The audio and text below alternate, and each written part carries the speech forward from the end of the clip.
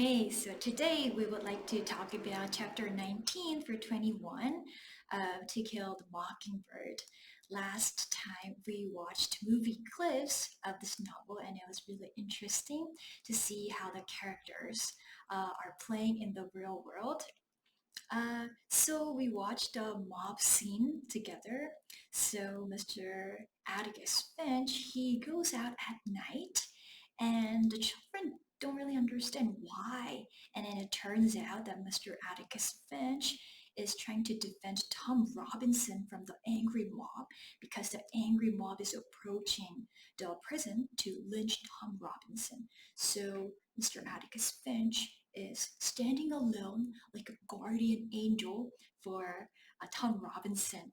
But just like seeing them one man versus dozens of men is really scary and it's just a chilling scene. But then these three little children, Scout, Jem, and Dill, because they're ignorant, because they're innocent, they have no fear, right? So they go out to their father and then they run to their father. Daddy, Daddy, what are you doing here? And Mr. Atticus Finch, he is a little bit thrown off, but then secretly I would think that he was welcoming the presence of the children because I think he was probably afraid and scared inside. So as we saw last time, there was an organization called Ku Klux Klan that was a white supremacist group, and then they were going around town and then killing black people, um, without any justifiable reasons, but they could get away with it. It was the time period that those people were living.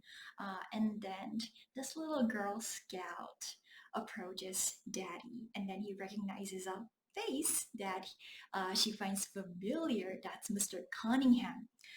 That's the dad of Walter, who she goes to school with. And then when she tries the small talk with Mr. Cunningham, hey, Mr. Cunningham, I'm Scout. I go to school with your son. So this kind of innocent conversation and interaction brings out and reminds Mr. Cunningham of the humanity that he has inside.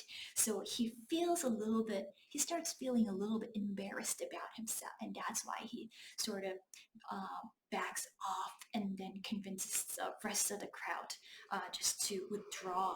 So I think Harper Lee is trying to convey us the message that when a group of people starts forming a prejudice and bias, it can be very violent. But then if you see one person one by individual, then everybody has empathy and everybody has innocence. So we can overcome the hatred and social prejudice if we can interact based on an individual basis.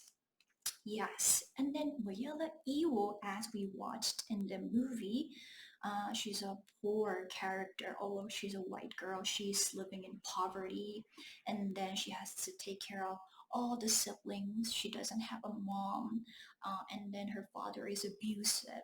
And Viola Ewo, she's lying to the court. It's a blatant lie, but then she's saying that so proudly and then so indignantly. So we almost come to believe that you should tell me the truth, but there are certain circumstances that compel Mayila to tell the lies because she's deeply ashamed of the transgressions that she made as a white woman. It was a social taboo to approach a black guy, but then she made advances towards Tom Robinson by hugging him and trying to kiss him. So by showing true anger, she is trying to protect the last bit of honor that she has, and then she wants to avoid the abusive treatment that the father is going to have on her when her statements are contradicted. So she is standing up for herself and standing up for her honor very hard at this part. So Tom Robinson says something interesting in the trial. He says, Well, I felt sorry for Mayella. And then this shows that Tom Robinson is crippled, he's disabled, but then he's a guy who can feel sympathy for other people, regardless of his race. So he's a man with a big heart, and he's a man with a lot of generosity, and he's a man of integrity and humanity.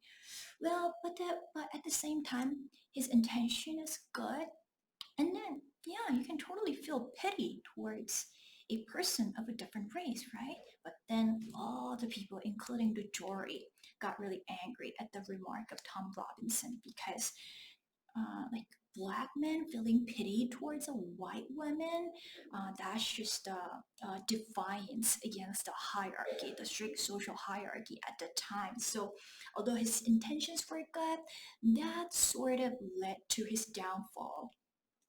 And then this little guy Dale, he's a really funny and hilarious character. It's really usually really goofy and positive, right? But then he starts crying in the middle of the trial, especially when Mr. Gilmer, the prosecutor, tries Tom Robinson, and then he's shocked at how inhumane his treatment is towards Tom Robinson. Mr. Gilmer calls Tom Robinson boy constantly in a condescending manner.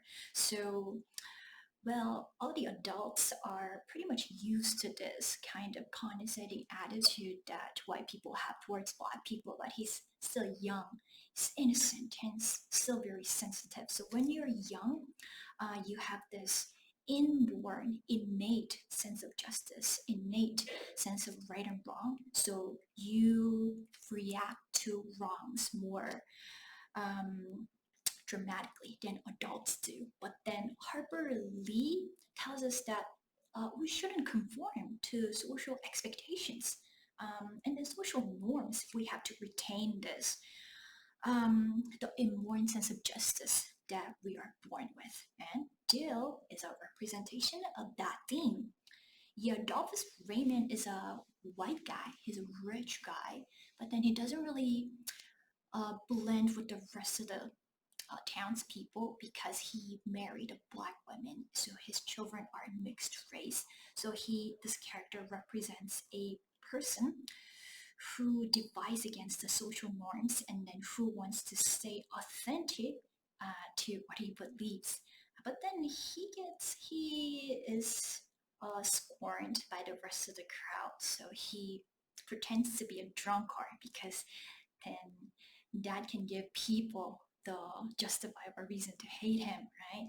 And then Dolph Raymond, he comforts the three children, especially when Dale is crying. And then he says, "Hey, Dale, hey, Scout and Jim, let Dale get a little older and he won't get sick and cry," which means that since he's a little guy, he has that innocence in him and sense of justice so alive in his heart, and that's why he's reacting like this.